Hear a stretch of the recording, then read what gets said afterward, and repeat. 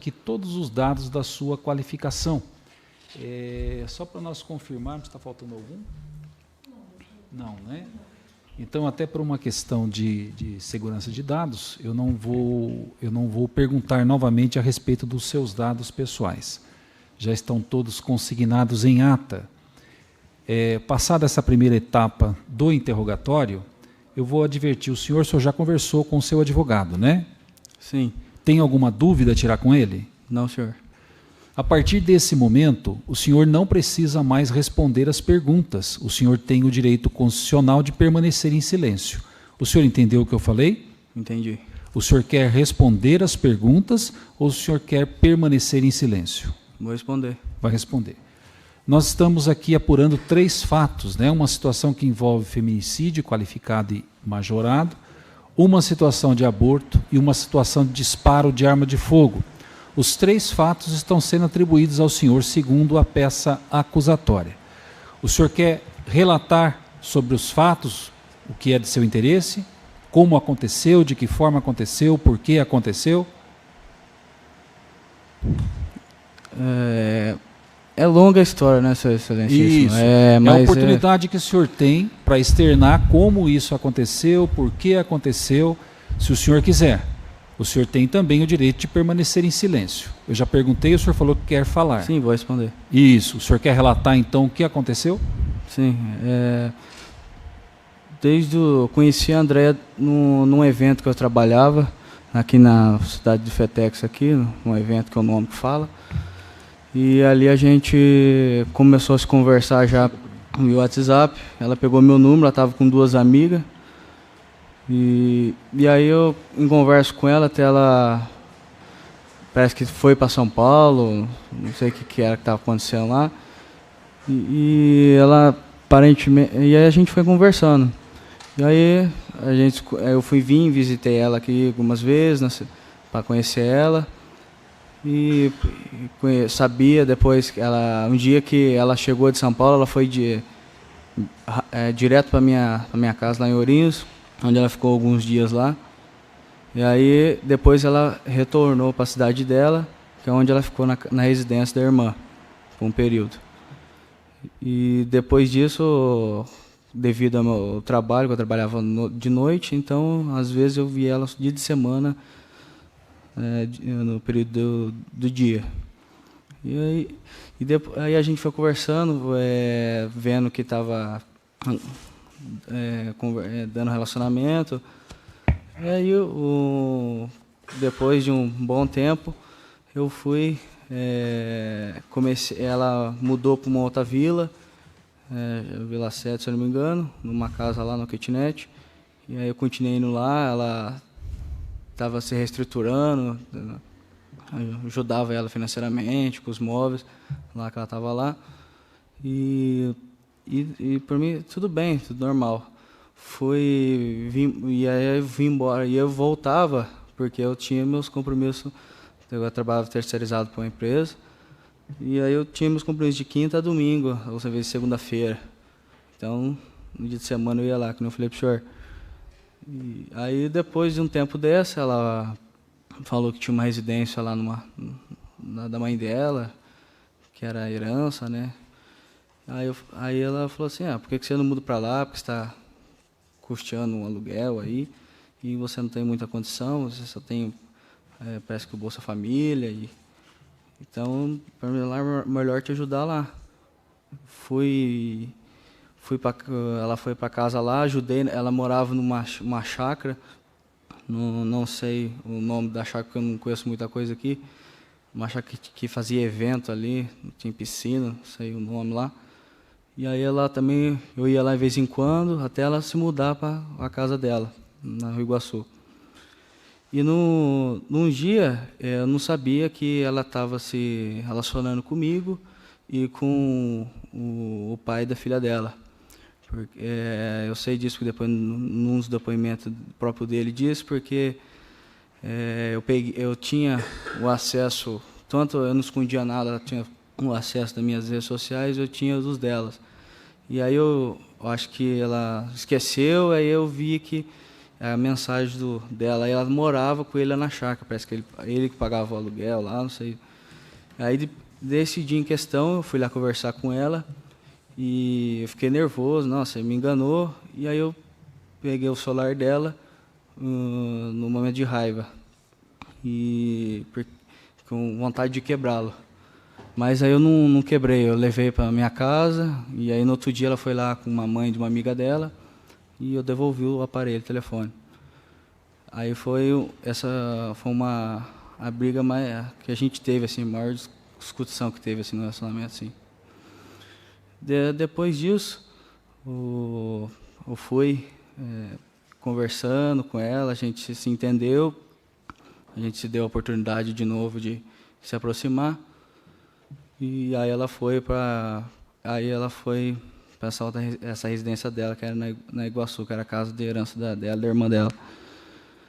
Eu ajudei na mudança, foi um senhorzinho com um caminhão lá, ajudei colocar as coisas no caminhão, colocar na casa. Os vizinhos também ajudou, com os imóveis eram pesados. Estava ajudando ela. A casa estava abandonada, eu tinha... deu 4 caminhões de 3 caçambas de lixo e se precisasse de mais, ia tirar mais. O inquilino que morava lá danificou bastante a casa, tudo, desde a parte de vidro, rede elétrica, tudo, não tinha nada. Eu ajudei ela na parte interna para poder tornar o ambiente habitável. E aí eu tinha todos esses comprovantes de transferência de Pix, tudo que eu fiz na casa, manutenção, pintura, material de construção que foi comprado, só que ela pegou na minha pasta e não sei onde que está esse recibo. Aí eu não tinha mais acesso. E aí a gente estava lá na residência, e como eu trabalho no estado de São Paulo, então eu cheguei lá só com um dinheiro em conta, então eu estava se mantendo com aquilo. E como eu não tinha conhecimento daqui da cidade, não conhecia ninguém para poder falar, tem uma oportunidade de emprego ali e tal, demorou um pouco para eu conseguir achar. Até que uma prima dela falou que estava tendo numa escola uma vaga. É onde eu fui lá e me apresentei, e onde eu consegui a vaga. Trabalhei lá quase 3 meses, num colégio da maternidade até o 9º ano. Eu era responsável pelo turno de uma escola e da outra, na parte de manhã, num período de tarde do maternidade. E aí eu estava fazendo... Eu tinha como eu falei para o senhor, um dinheiro em conta, onde eu fiz falei para ela, para você não ficar parado, André, eu vou investir um dinheiro aqui num comércio de bebidas aqui para você, enquanto eu estou trabalhando, esse dinheiro aqui é uma reserva, alguma coisa.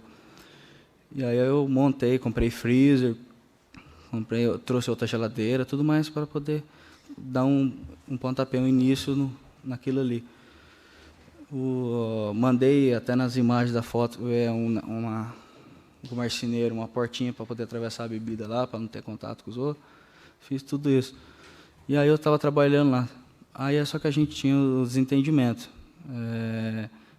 Um deles era referente a que foi citado aí, que foi negócio de comida, que eu nunca neguei nada em relação à comida para ela, para as filhas dela. Até tanto que eu comprava as coisas lá, porque o dinheiro que ela recebia também está na conversa lá. Ela mesmo cita que era só R$ 590 que ela recebia por mês. Então, matematicamente, uma pessoa que recebe esse valor não consegue, creio eu, custear pagar uma despesa de uma casa, água e luz, telefone. Ela pagava van para a menina, para transitar para a escola, uma compra, e o leite e remédio. Então, eu comprava as coisas e deixava lá, guardado. Não tinha negócio de negar ou alguma coisa do tipo, porque as coisas estavam no armário, estavam na geladeira, onde eu ia guardar isso, esconder. Não tinha um motivo lógico de fazer isso. A única coisa que eu comentava com ela era a questão de fracionar a alimentação para poder ter uma maior durabilidade. Então, nesse quesito. A referente à menina, também eu nunca neguei nenhuma alimentação.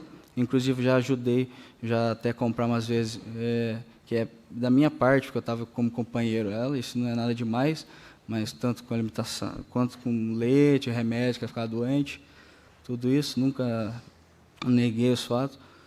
Minha família comprava roupinha para ela também, sapato. Eu gostava da menina, sim. A única coisa que eu falava com ela, porque ela comia muito doce e não queria comer comida, um nutriente, algo do tipo. Eu falei, isso daí não é saudável. Então, tenta regrar a alimentação dela. O sobrinho dela, o primo dela ia lá, que nem a irmã dela citou, ia frequentemente, ele almoçava lá. Geralmente eu não via, porque ele ia lá quando eu não estava, assim, dia de semana, e quando ia final de semana, aí eu via. Aí eu aproveitava, ficava lá, ficava assistindo filme, e aí como o excesso de cansaço eu tinha da semana, eu deixava eles lá e ficava deitado só na cama, só. Para o próximo dia da semana tá pronto para o serviço. O pai da... Foi citado que eu agredi ela, eu agredi a Andréia. Eu nunca, deixo bem claro que eu nunca sou um homem desse quesito de agredir nenhum tipo de mulher. O meu Instagram foi falar que eu exponho muito como sou segurança. Tem fotos lá onde eu passo pela minha trajetória. Eu deixo uma foto lá depois que termino um determinado lugar eu mostro. Só que especificamente é mais da luta que eu praticava. E nela a primeira disciplina que a gente aprende é quem luta não briga. Então eu nunca tive essa eu posso ficar nervoso, ter falado algumas palavras que não posso ter saído da boca, mas de agredir algo do tipo eu não tenho. Tenho essa consciência minha mental de não ter fazer isso. E para uma criança que de 4 anos, que eu me lembro que ela tinha de idade, se eu fosse fazer qualquer tipo de agressão, seria bem grave, porque é hematoma na criança, de uma estatura física do adulto, né, o senhor entende que o grau da lesão do hematoma seria grande. E, inclusive, o pai dela visitava ela constantemente, então, eu creio eu que se ele visse alguma coisa que estivesse fora do normal, ele comentaria lá, ou denunciaria, falava o que está acontecendo com a minha filha, né? Aí, depois desses fatos aí, ela ficou gestante e aí ainda não estava fixamente morando na casa dela. Ela estava ainda em Ourinho. E ela reclamava muito de dor na lombar e que estava com muita náusea. Eu falei, eu acho que isso é um sintoma normal da gestação. Aí eu conversei pessoalmente com ela, você quer tomar um remédio para cortar a náusea, algo do tipo, referente a isso. Aí, por mensagem, só pegou falando que você quer tomar algum remédio. Quer tomar remédio, mas não é questão de abortivo, algo assim, em relação a isso, que eu falei para ela. Só não citei o nome do medicamento. Mas eu falei que quer tomar remédio porque eu estava com a cabeça lá no trabalho, muito lidando com pessoas, agressão, briga, então... Às vezes eu podia falar assim, você só fica me falando isso, tipo, o que eu posso fazer na distância que eu estou aqui? Até na mensagem eu citei para ela, vai no hospital, depois que eu vou chegar eu vou te acompanhar, ver o que aconteceu, ou toma um remédio, porque daqui, o que eu posso fazer? Tá enchendo aqui, eu falava, porque o tanto que era esse, mandava muitas mensagens. E aí eu fui... E onde ela descobriu a gravidez, só que eu, como seria somente meu primeiro filho, eu fiquei muito animado, entusiasmado. Só que eu sou uma pessoa que não demonstra muito sentimento, mas dentro de mim eu faço ações que demonstram meu sentimento. Foi falar que não tinha nenhum bercinho, nenhum guarda-roupa da criança. A minha mãe e minha avó, a gente ia fazer uma surpresa.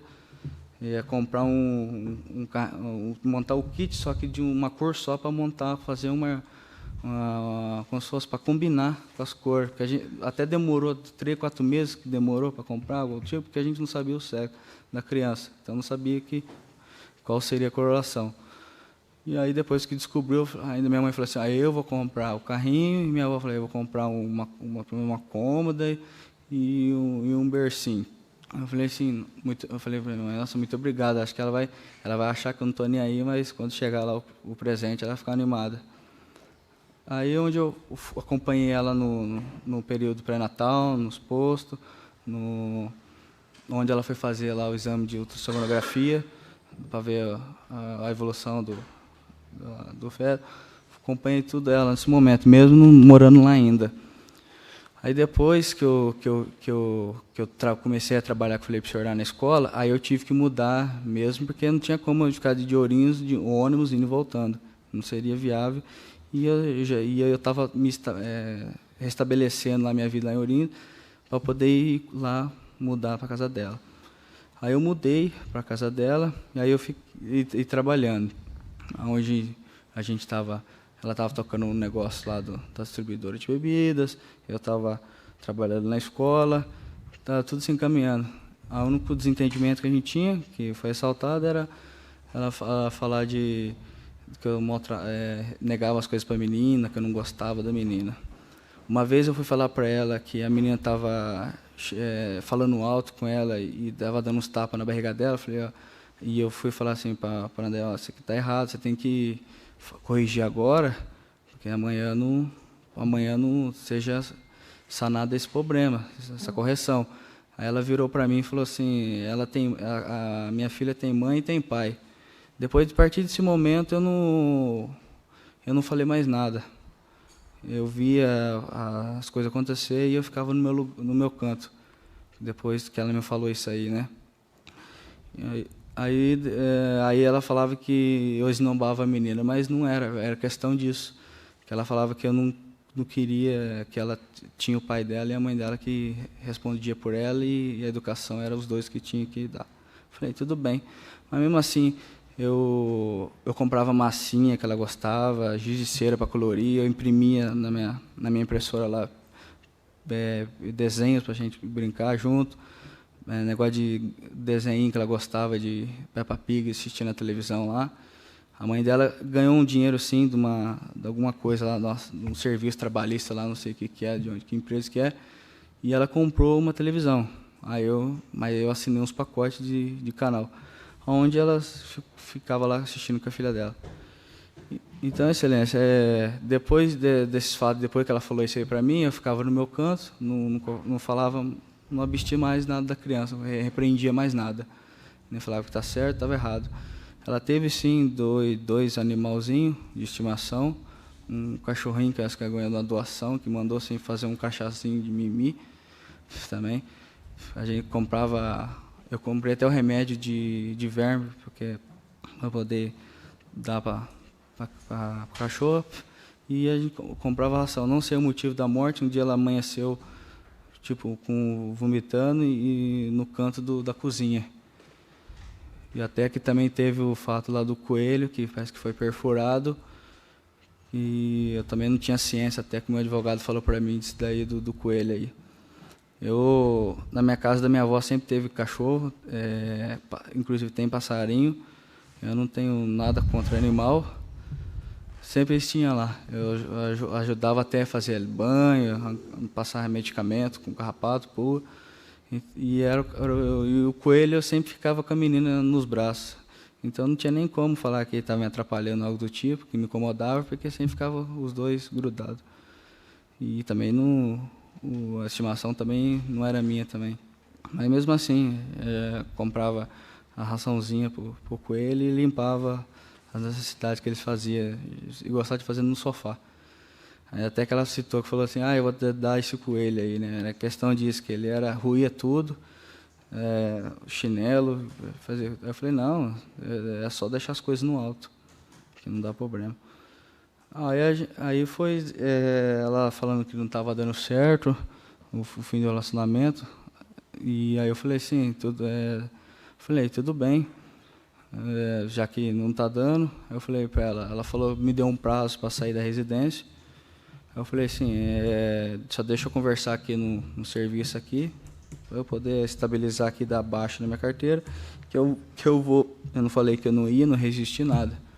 Fui lá e ainda eu dei baixa na carteira, inclusive a diretora deu até uma carta de recomendação para mim, me procurasse outro emprego nesse mesmo no mesmo ramo de trabalhar no escolar.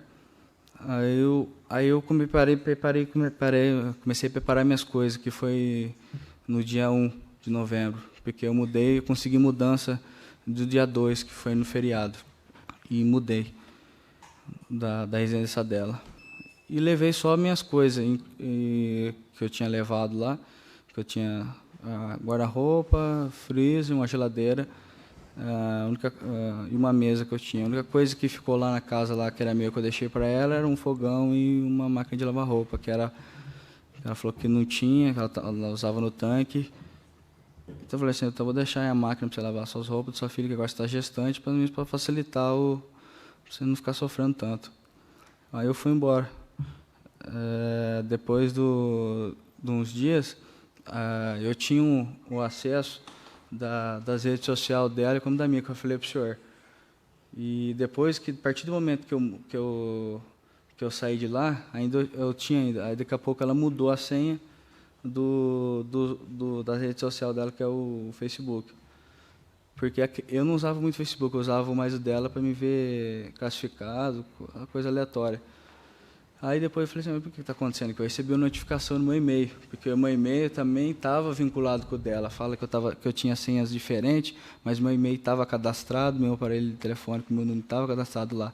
Ela só usava o nome dela e o perfil dela, mas meu e-mail estava lá, junto lá com o dela. E aí depois disso que eu vi essas alterações, eu falei assim, mas por que essa mudança repentina? Aí eu redefini a senha assim, e entrei lá e fui ver por que dessa mudança, onde eu fui nas conversas. Aí, isso foi, eu saí de lá dia 2, isso foi nas vésperas dos fatos, do dia 6 para o dia 7 da madrugada, de tarde, umas 7 e pouco, 7h40, se não me engano, que eu fiz isso. E aí eu vi ali que ela já tinha aparentemente se estabelecido, parece...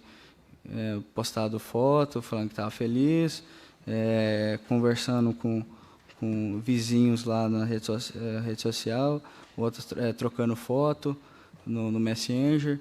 Aí onde eu fiquei, eu vi aquela situação, falei, nossa, não teve um pingo de respeito contra a minha pessoa mesmo. E onde eu comecei a perder o chão, e comecei a perder a noção do que eu estava fazendo. E aí no dia eu tinha terminado, acabado de chegar dia 8, tinha trabalhado de manhã e de tarde. E aí de noite eu tinha conversado com esse amigo meu, Pirulito. Aí ele até falou assim, vamos dar uma volta, dar um rolê. Eu falei, hoje eu não estou bom não, e hoje eu estava numa missão. Que a gente falava quando a gente ia para um serviço, a gente falava, hoje temos uma missão para ir. E aí eu falei, hoje eu estava na missão, então hoje eu não vou, hoje até as 22 horas eu vou estar aqui, depois eu não vou estar.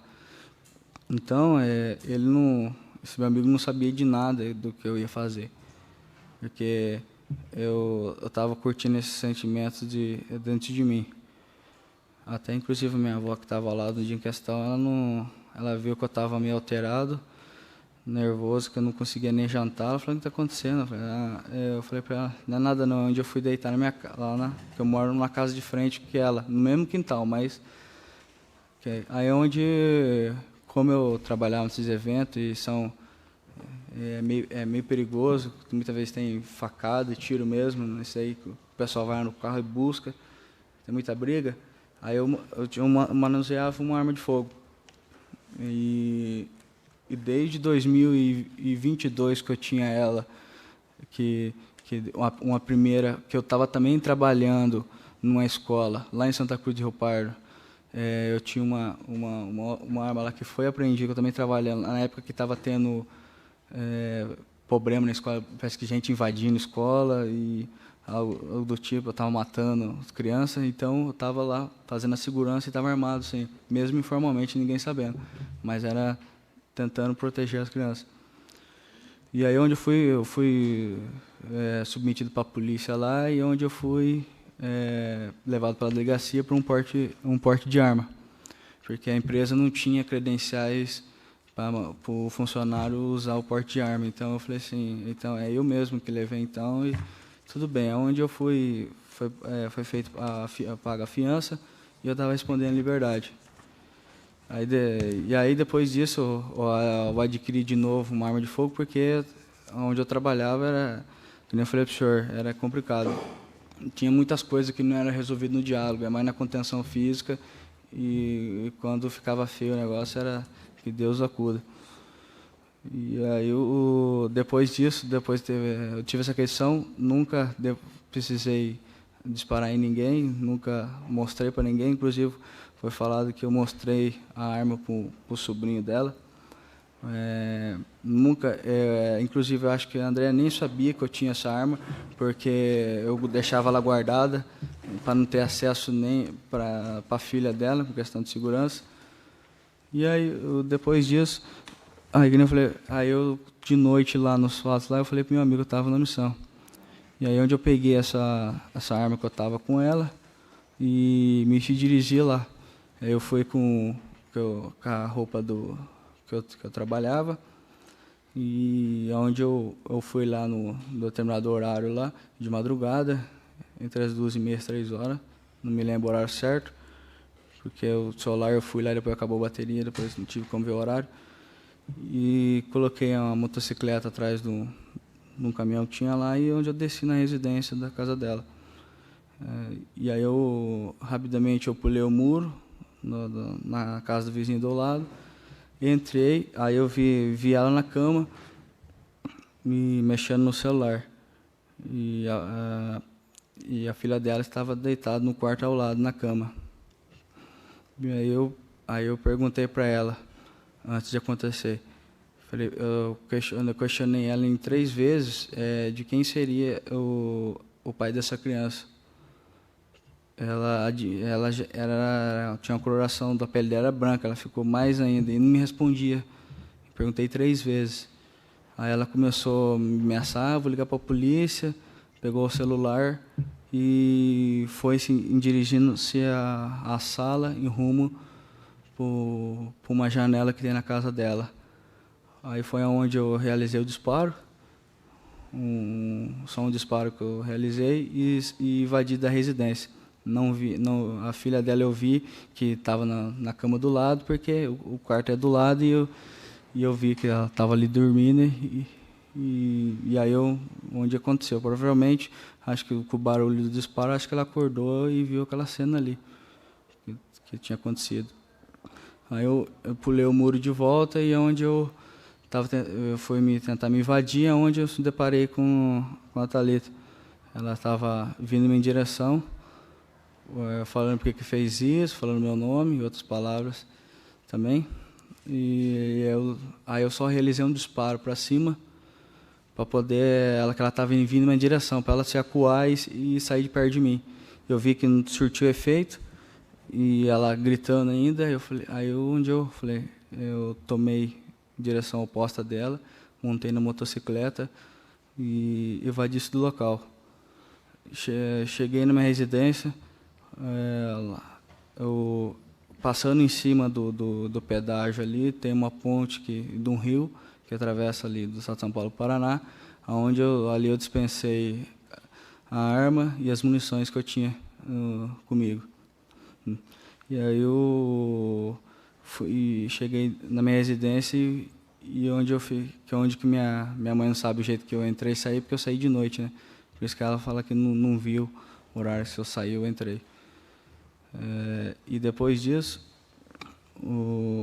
logo em seguida, não demorou um momento, eu caí em si do que eu tinha feito, do ato que eu tinha cometido o crime, e é onde eu liguei para minha mãe, chorando, falando o que eu tinha feito para ela, assim. Ela falou assim: você não fez isso? Eu falei: infelizmente fiz isso, mãe.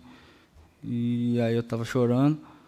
Aí ela falou assim: agora você tem que arcar com suas consequências e se apresentar, que eu vou conversar com o advogado. Aí onde eu desliguei, e mesmo não acreditando que pudesse ser mentira do que eu tinha feito, eu realizei uma pesquisa no Facebook, acho que deve ser um jornalismo aqui da cidade, aqui, não sei, e que parece que lá tinha relatado já que tinha acontecido o homicídio naquela noite. Logo após essa pesquisa que eu fiz, eu peguei o telefone lá da minha residência da minha avó e liguei para a delegacia, falando que eu estava arrependido, que eu ia se entregar, que eu ia me esclarecer os fatos. E automaticamente eu estava tomando banho para me poder ir, e conversando com a minha mãe e com o advogado que eu já ia se apresentar no meu telefone. E aí, quando eu fui ver, eu estava no meio do banho, eu vi quatro pessoas entrando no portão da minha avó. E lá onde eu moro, dá para ver quem está chegando no portão, primeiro, antes que ele me visse.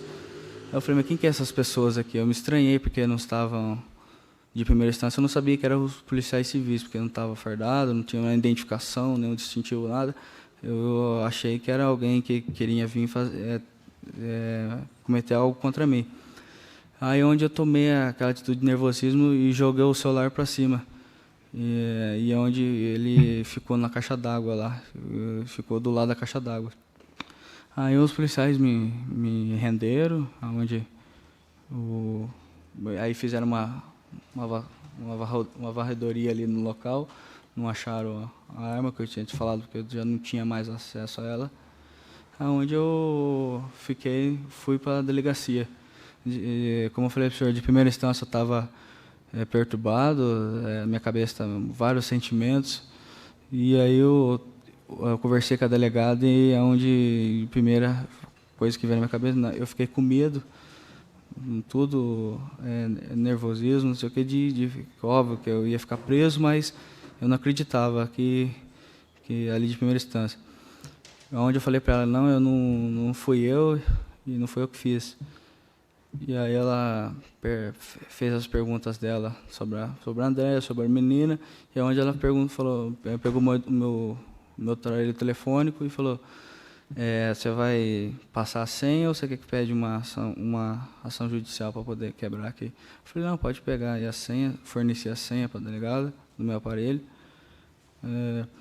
E aí onde eu fui descer para a unidade, fiquei disposto a DPEM, eu fui para a cadeia.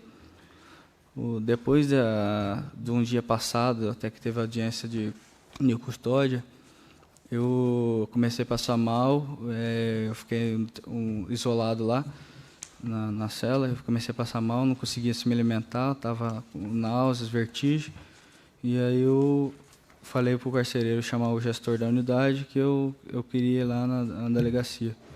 Aonde foi que eu fui lá no delegado, que eu queria me confessar o que eu tinha feito.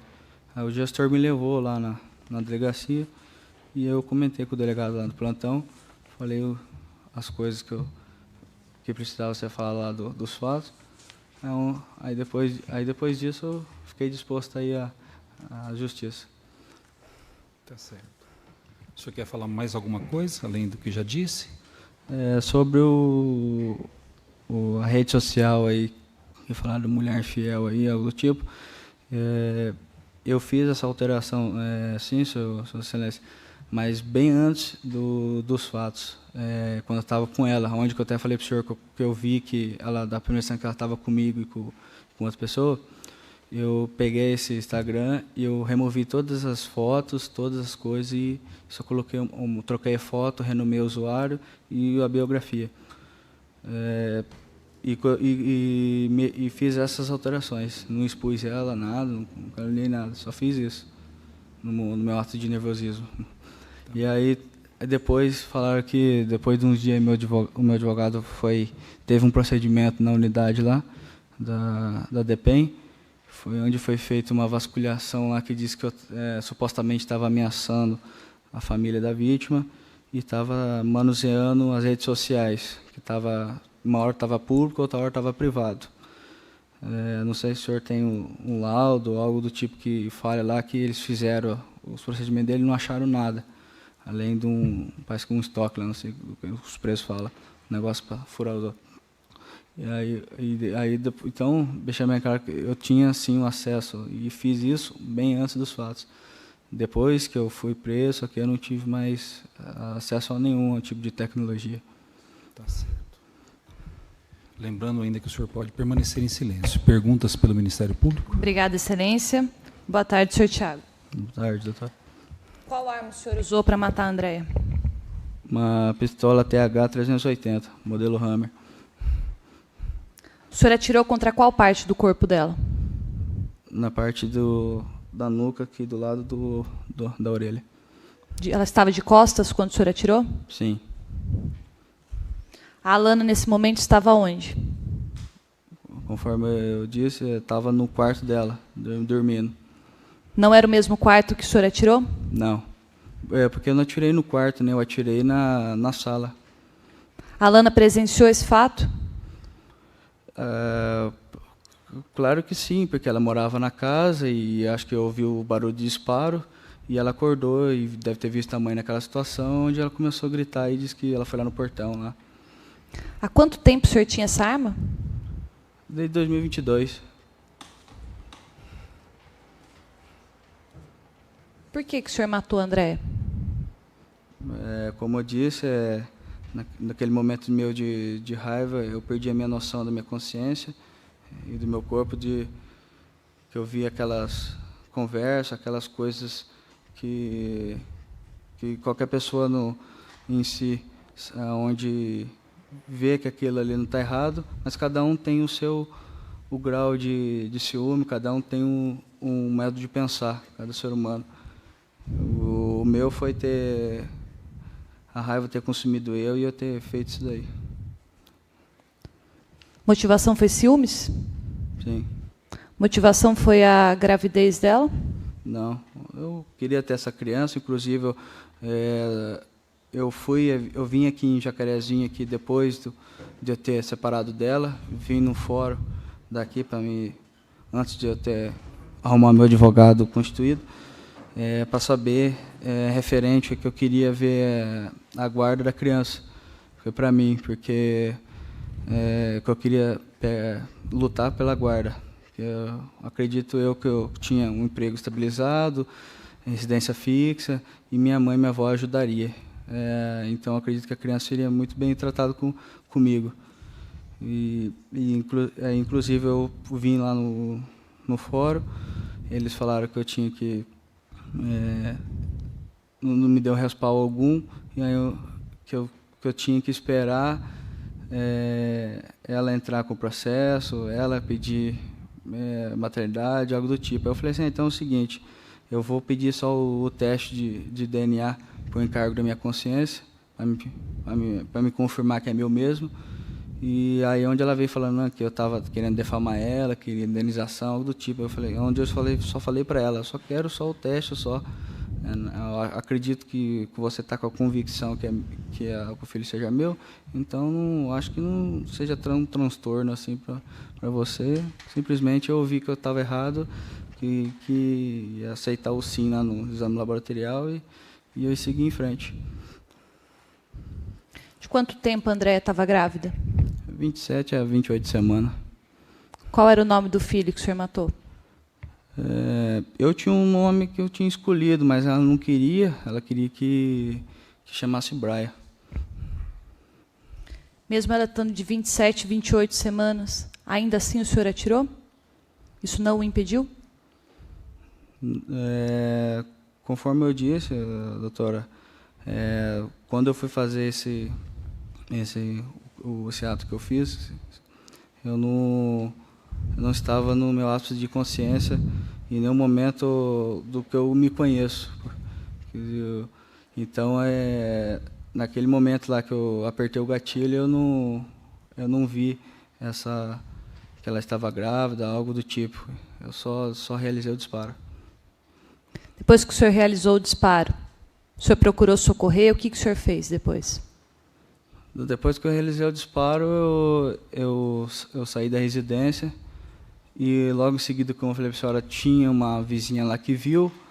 Então, E aí onde que eu fui embora, então suponhamos que ela iria fazer já esse suporte, que não precisaria de mim, porque os vizinhos escutou o barulho. Supostamente eles viram que eu entrei na casa, como eu entrei. E eles acharam que eles viram que eu tinha matado ela. Ah, matou ela, só que algo do tipo. Penso eu que, como eles viram que eu tinha saído da casa, eu acho que ele já ia tomar início aos primeiros socorros para ela. O senhor mandou a Alana socorrer a mãe? Não, porque, como eu disse, ela estava dormindo, né? Quando eu fui ver ela, quando eu olhei no quarto, ela estava dormindo. Então, não tive nenhum tipo de conversa, contato com ela. O senhor falou que ela acordou. O senhor mandou ela... Sim, ela acordou porque eu escutei o disparo e eu escutei ela chorando, quando eu estava terminando de pular o muro. Então, foi nisso que ela acordou. Mas que eu for lá, quando eu vi ela dormindo, acordei ela, não. Ela acordou e quando eu escutei ela chorando. Foi que eu calculei que ela tivesse acordado. Quanto à gravidez, sua família aceitava a gravidez da Andréia? Aceitava, minha família nunca falou que não quisesse, que nunca falou que isso seria um erro ou um encargo da minha vida. Simplesmente ela falou assim, acontece com várias pessoas um relacionamento que não dá certo, mas que vida que segue. E que venha com saúde e que a gente cuida. Quanto à questão de hackear o celular dela, o senhor, depois que terminaram, ainda continuava com acesso, ainda que ela não estivessem mais juntos, ainda assim tinha acesso ao celular dela? Não, o celular dela não, né? Porque o celular dela, que inclusive, o que ela tinha quando eu conheci ela era ela deu problema, estragou, aí eu dei esse outro para ela aí, e aí eu não tinha contato com o celular dela, porque eu não estava mais morando na casa dela, né? Eu estava já em Ourinhos. A única coisa que a gente tinha lá, que eu acho que ela deve ter esquecido, ou não devia entender muito sobre a logística do Facebook, era a questão que eu tinha meu e-mail ainda cadastrado na conta dela. Era o único acesso que o senhor tinha ao celular dela? É o único acesso. Ainda depois do término? Ainda depois do término. No dia anterior, ela foi morta no dia 9/11. No dia 8/11, o senhor teve acesso ao que ela mandou no celular? Não. A única coisa que ela falou depois que mensagem falando que por que eu tinha entrado no celular dela, por que eu tinha mudado a senha, só que aí eu não respondi, aí porque eu fiz só a redefinição de senha, porque como a gente já tinha se desligado, eu queria simplesmente tirar meu Facebook de lá. Inclusive está meu nome lá, Thiago BRR, que é o meu Facebook principal que eu uso. E é onde que, quando eu mando a recuperação de senha, ele vem no meu e-mail, não vem no e-mail dela, primeiramente. Então, foi por isso que aí eu falei assim, ela falou que ia dar queixa, então, para não trazer maiores constrangimentos, é onde eu removi o meu Facebook de lá, para não ter mais nenhum tipo de conversa.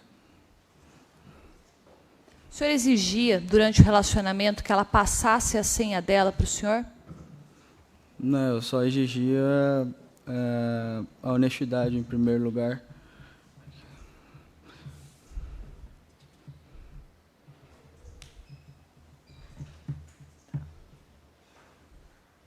O senhor afirmou que trabalhava na escola, na parte da maternidade e num outro período com crianças de que idade?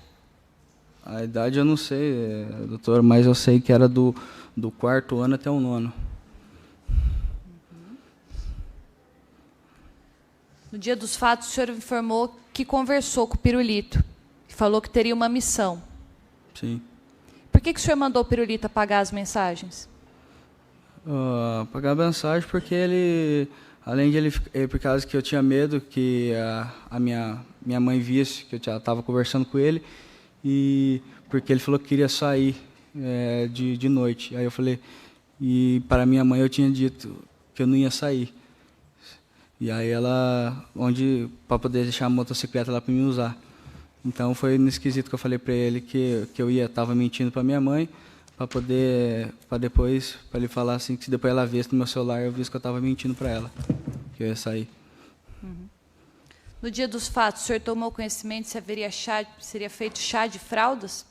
Eu tomei consciência porque eu mandei mensagem para a tia dela, a Maura, perguntando se estava tudo bem, como é que estava a ela, porque já chegou um ponto que eu não estava nem mandando mais mensagem para ela, mandava pela tia.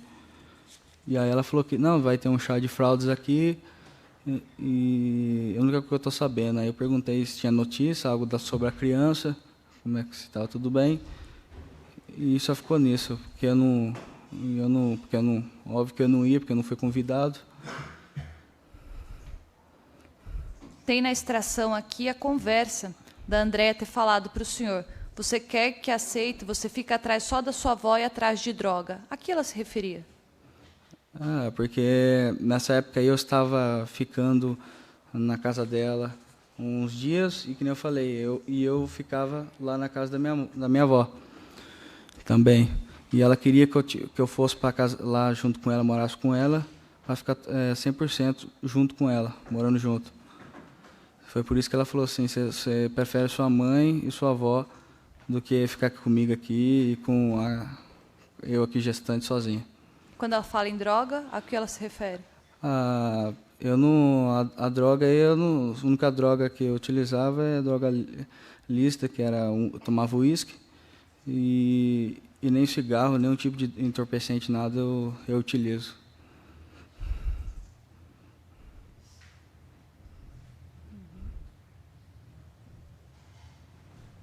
O senhor relatou que estava com essa arma desde 2022. O senhor tinha porte, autorização para estar com essa arma? Não. Porte não. Só na empresa que tinha era a credencial da PF, que era o posse. Há na extração também restrições relativas a usos de bens comuns da casa, exemplo de canecas. O senhor pode nos relatar o que acontecia? Caneca? Caneca. Isso daí eu não tenho conhecimento não, doutor, porque se for caneca, que é algo para tomar uma bebida, algo do tipo assim, desde que seja água, sempre ficava no armário lá e não tinha nenhum restringimento. A única coisa que eu tinha umas canecas que era da Stanley, que era de tomar bebida gelada, e aí eu falava assim: toma um pouco maior cuidado com isso aqui, porque esse aqui são caras ela.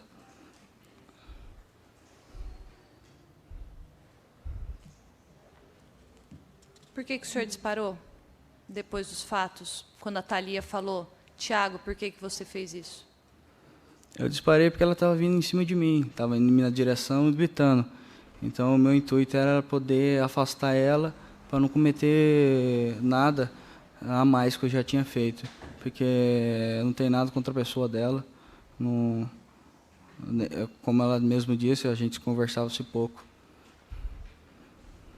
O senhor já teve algum problema com a Thalia, alguma discussão?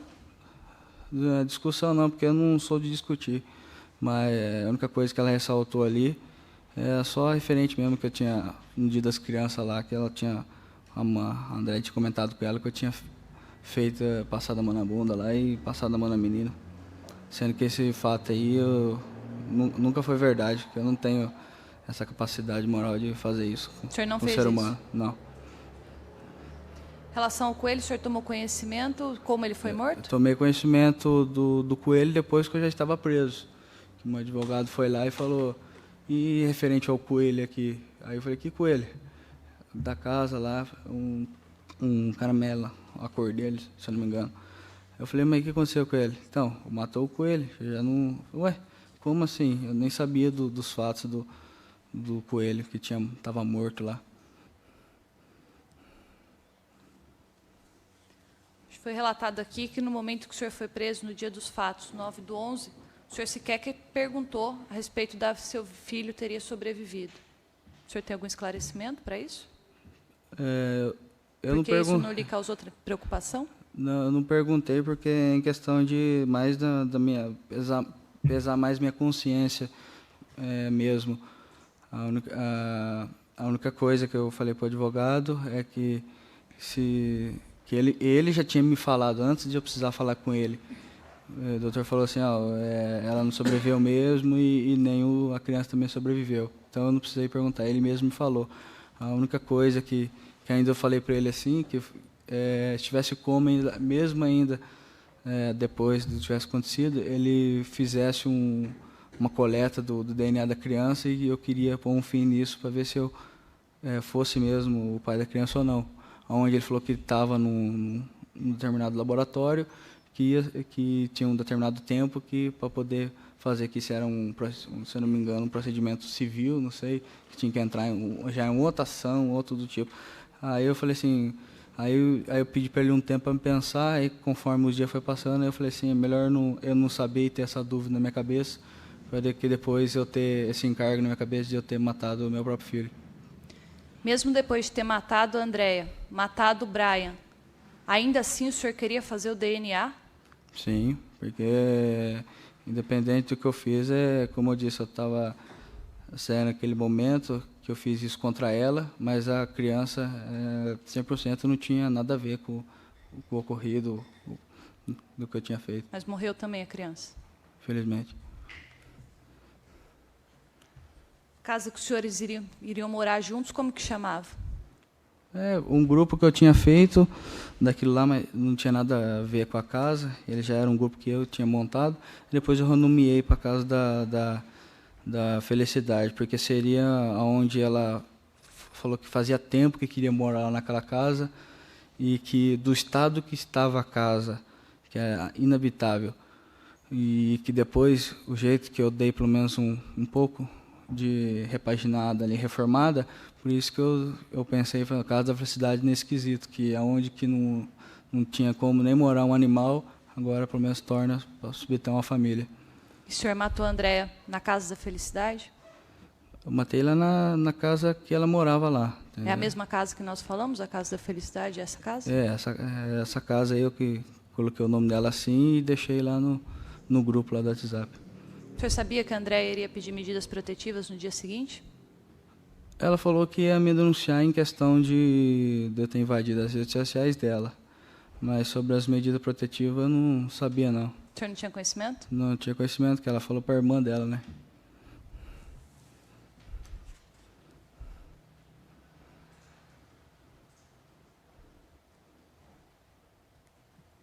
Sem mais perguntas. Muito obrigada. Perguntas pelos assistentes de acusação? Bom dia, Tiago. Eu gostaria de saber em que momento você disse que não aceitaria a infidelidade da Andréia. Em que momento a Andréia foi infiel a você? Há 2 momentos, né? Eu citei aqui. O primeiro momento que eu falei para você que ela morava, acho que eu lembrei, Miguel Afonso, o nome da chácara que ela morava, eu me lembrei aqui, se eu não estiver enganado. Onde ela morava lá, e ela não deixava se aproximar na casa. Ela falava assim, a proprietária não quer que eu tenha contato com nenhum homem, que se vê aqui com um homem vai me dispensar. Eu achei estranho isso aí. Mas depois, num depoimento do senhor Edson, aí, ele me relatou que ela convivia com ele lá na casa, e ela estava junto comigo, porque eu estava em Ourinhos, então não tinha como ter monitorar essa fiscalização de eu ver com quem ela estava a todo momento. E aí onde eu descobri esse daí, porque como eu tinha acesso lá às redes, eu vi que no deslize de conversa dela, ela falando lá. Inclusive tem um áudio também da irmã dela, que quando manda mensagem para mim fala, já está uma palhaçada isso, você ficar com ele e com o Tiago. Já. Então, a todo tempo, você queria ter o controle da vida da Andréia? Não é controle, que nem eu pedi, quando eu falei para a promotora, eu falei que, em primeiro lugar, é uma honestidade. Queria que seja honesto comigo.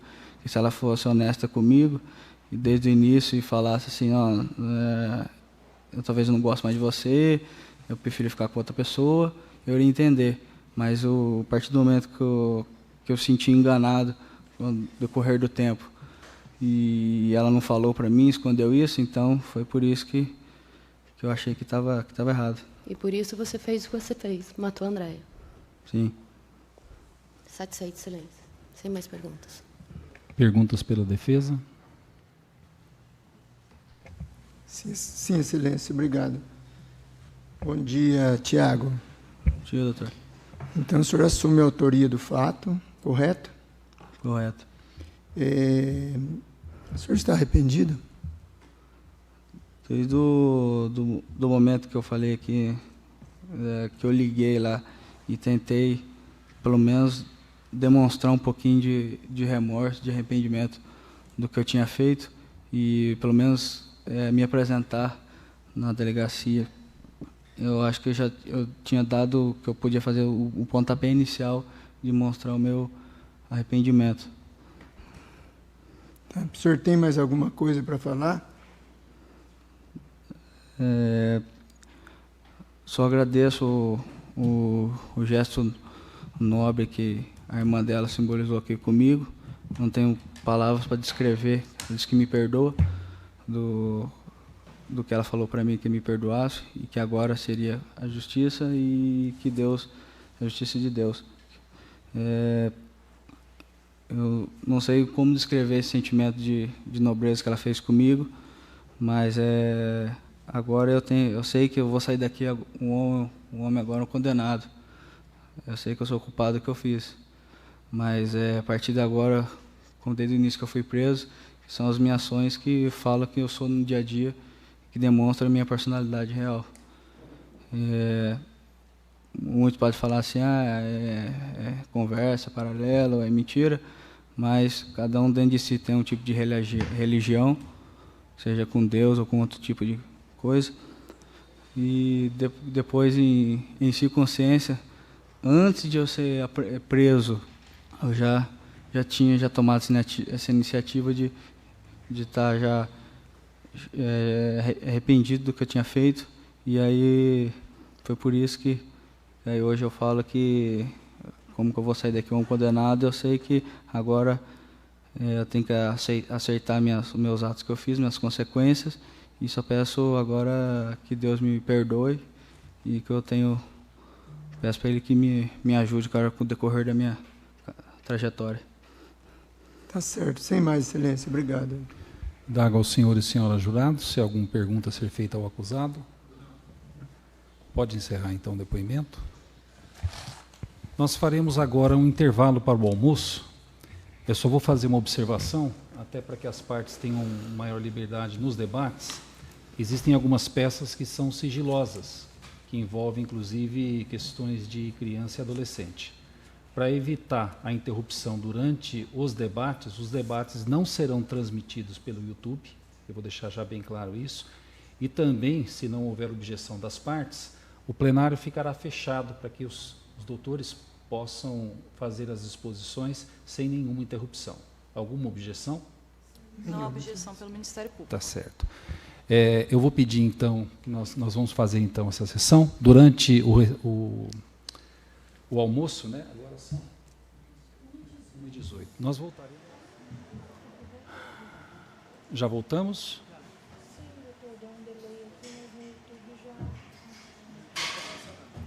Só vou esperar alguns minutos para nós retomarmos. Está sendo trazido o acusado. Já farei a leitura da sentença.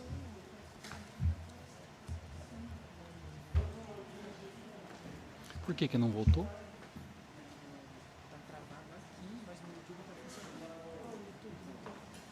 Entendi.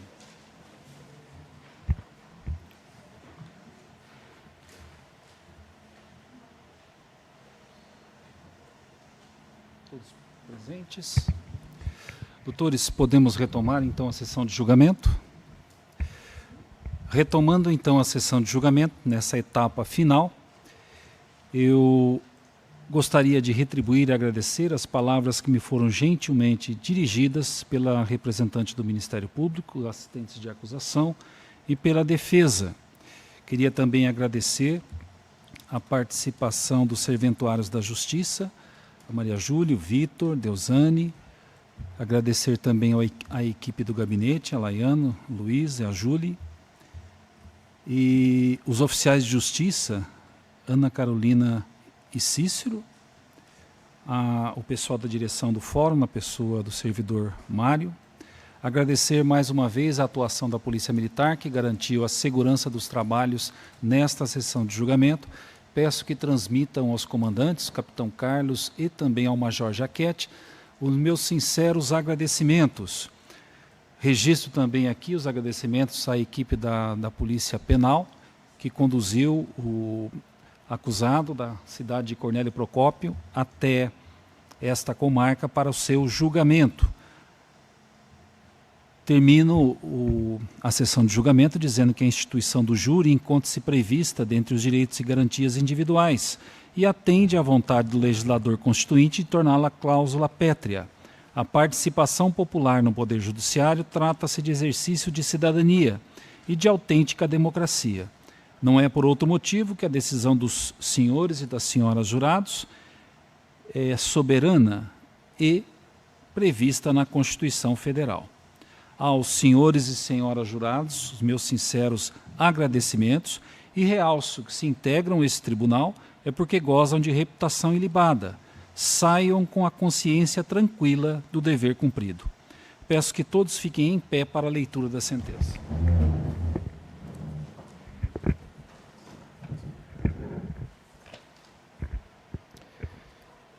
Tiago Barreiro Martins, qualificado nos autos, foi pronunciado pela prática dos delitos previstos no artigo 121, parágrafo 2º, inciso 4 e 6, parágrafo 7º, incisos 1 e 3, homicídio qualificado pelo feminicídio e recurso que dificultou a defesa da vítima, e também majorado por ter sido praticado contra a mulher grávida e na presença de filha menor.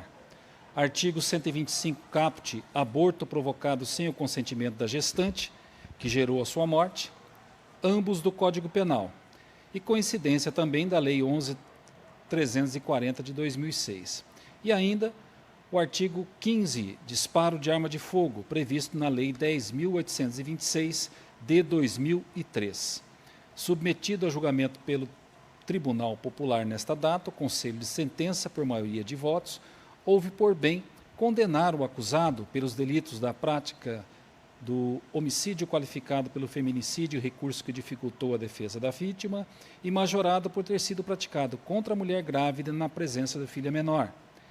Também condenou pelo crime de aborto, 125 caput, ambos do Código Penal, com a incidência da Lei 11.340 de 2006. E ainda, artigo 15, disparo de arma de fogo, da Lei 10.826 de 2003. Ante o exposto, considerando a decisão do Conselho de Sentença, declaro procedente o pedido acusatório para condenar o acusado, Tiago Barreiro Martins, qualificado nos autos como incurso nas sanções do artigo 121, parágrafo 2º, incisos 4 e 6, parágrafo 7º, inciso 1 e 3, homicídio qualificado pelo feminicídio e recurso que dificultou a defesa da vítima, e majorado por ter sido praticado contra a mulher grávida na presença da filha menor. Artigo 125 caput, aborto, que gerou a morte da gestante, e ambos do Código Penal, e coincidência da Lei 11.340 de 2006. E ainda, artigo 15, disparo de arma de fogo, Lei 10.826 de 2003. Tudo conforme termos de votação das séries dos questionários que adoto como parte integrante desta decisão. Assim sendo, tendo em vista a conclusão do Conselho de Sentença e na forma prevista pelo artigo 492, inciso 1 do Código de Processo Penal, passo à dosimetria das penas aplicadas aos crimes: homicídio qualificado e majorado. Fato 1. Vítima Andréia Ramos Cirino. Na primeira fase, para a fixação da pena, atenta às diretrizes do artigo 59 e 68 do Código Penal, passo à fixação da pena base. Inicialmente, observo que, embora a legislação do feminicídio tenha sido alterada em 2024, Lei 14.994 de 2024 ainda não estava vigente à época dos fatos, razão pela qual a dosimetria será feita em conformidade com a legislação anterior. Culpabilidade: o grau de reprovabilidade de sua conduta não ultrapassa aquele que é íncito ao tipo penal em questão. Antecedentes o prejudicam, conforme certidão de movimentação 101.1. O acusado já foi condenado pelos feitos 33, 3545 2015, 8165 408, 8925 37 2014 e 826 408, 1500 295 14 2021, 826 578 e 150 170 07 2023, 823 0578.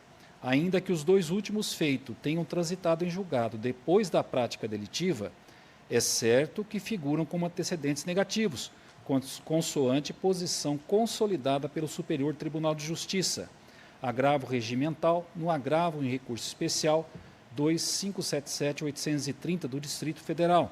Relator, ministro Otávio de Almeida Toledo. Desembargador convocado do Tribunal de Justiça de São Paulo. 6ª turma, julgada em 27 de agosto de 2024, publicado no Diário em 2/9/2024. Conduta social, sem elementos que permitam delineá-las, mesmo porque esta última é o conjunto dos atributos psicológicos que determinam o caráter e a postura social da pessoa, e não vislumbro nos autos a presença de indicativos para se elaborar um juízo a respeito. Motivos restaram injustificados, já que praticou o crime por ciúmes. Circunstâncias negativas, já que o réu ingressou no local de madrugada, aproveitando-se da cópia da chave da residência que tinha guardado consigo durante o tempo de convivência, e ainda pulou o muro da residência, facilitando a prática do crime. Consequências nefastas. O fato causou abalo emocional a toda a família, em especial à irmã e ao sobrinho, únicos parentes da vítima, já que os pais são falecidos. Registro que o fato da filha ter presenciado o fato será considerado na 3ª fase de dosimetria como causa de aumento. Registro ainda que, por conta dos fatos, a filha da vítima ainda foi obrigada a mudar de cidade, perdendo não apenas a genitora, mas todos os contatos com parentes e amigos nesta cidade. Comportamento da vítima não contribuiu para a ocorrência do delito. Por conta das circunstâncias analisadas, fixo a pena base acima do mínimo legal, perfazendo montante de 21 anos de reclusão. Na 2ª fase de dosimetria, incide agravante da reincidência. Considerei, para tanto, o feito 5223-2014, 816-0578, movimentação 101.1, cuja extinção da pena ocorreu em 4 de maio de 2020. Além disso, observe que o crime é duplamente majorado, tanto pelo fato de ter sido praticado na presença da vítima, como também pelo fato da vítima fatal estar grávida. A prática do delito na presença da filha será considerada como causa de aumento na 3ª fase, e a circunstância da vítima fatal estar grávida será considerada nesta fase como circunstância judicial negativa, conforme artigo 61, inciso 2, a linha C do Código Penal. Observo também que o crime foi duplamente qualificado.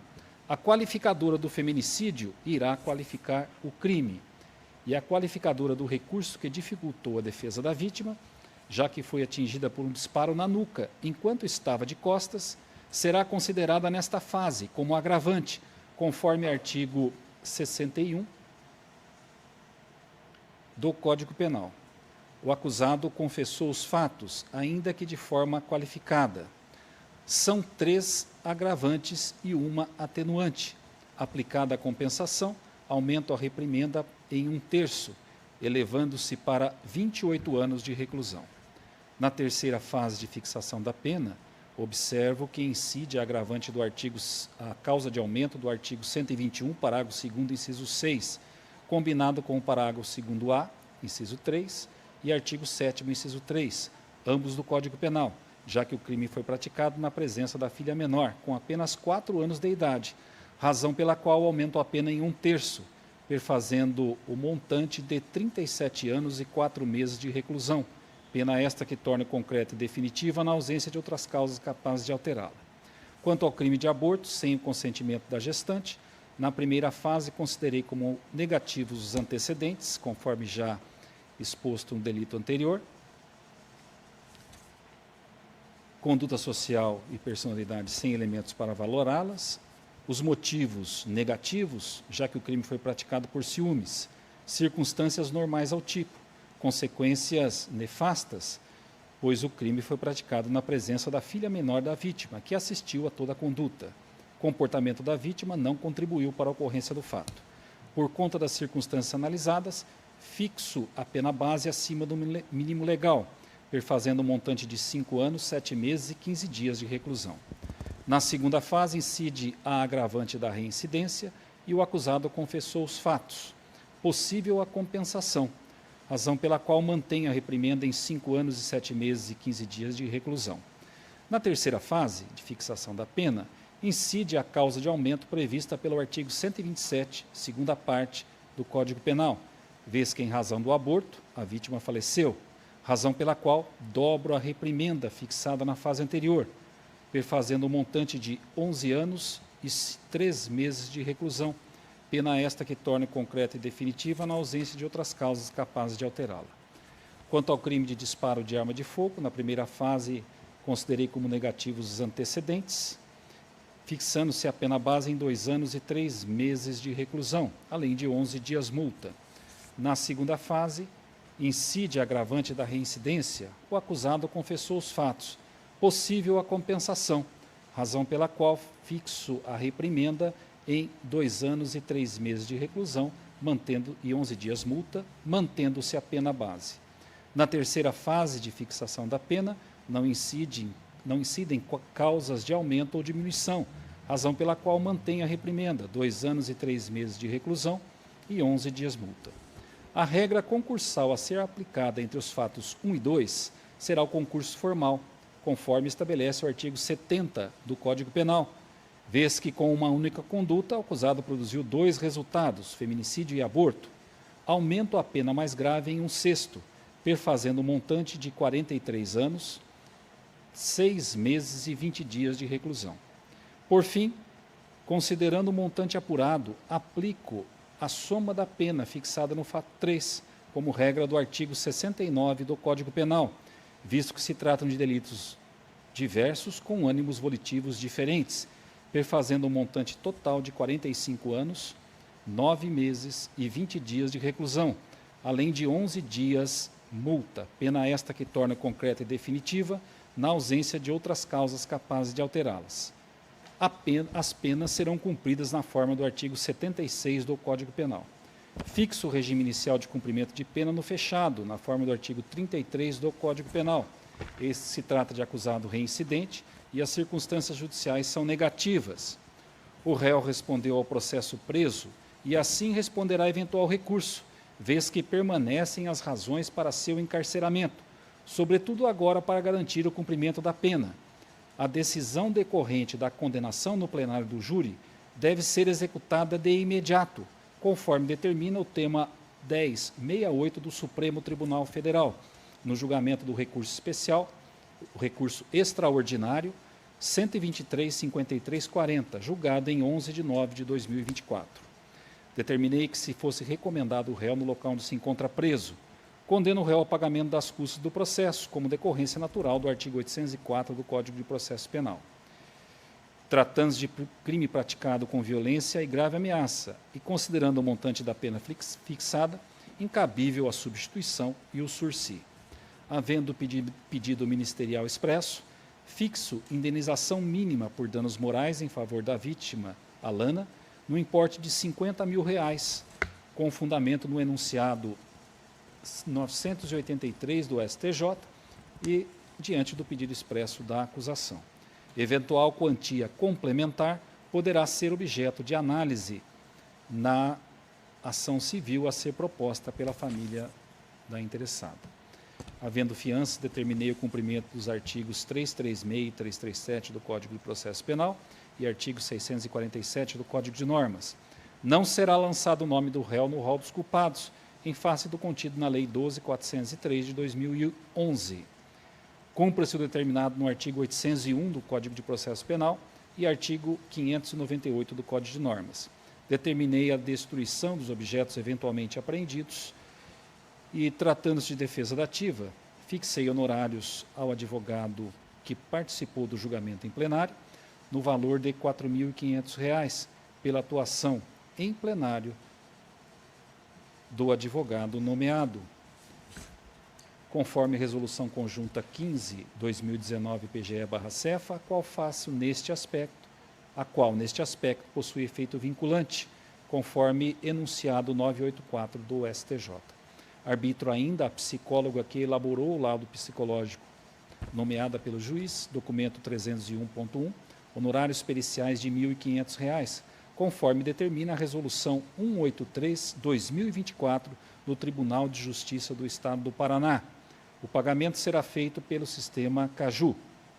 Provimentos finais, transitado em julgado a presente decisão, determinei o preenchimento do boletim individual, remetendo ao Instituto de Identificação do Estado para todos os fins, em especial o de informar o resultado deste julgamento.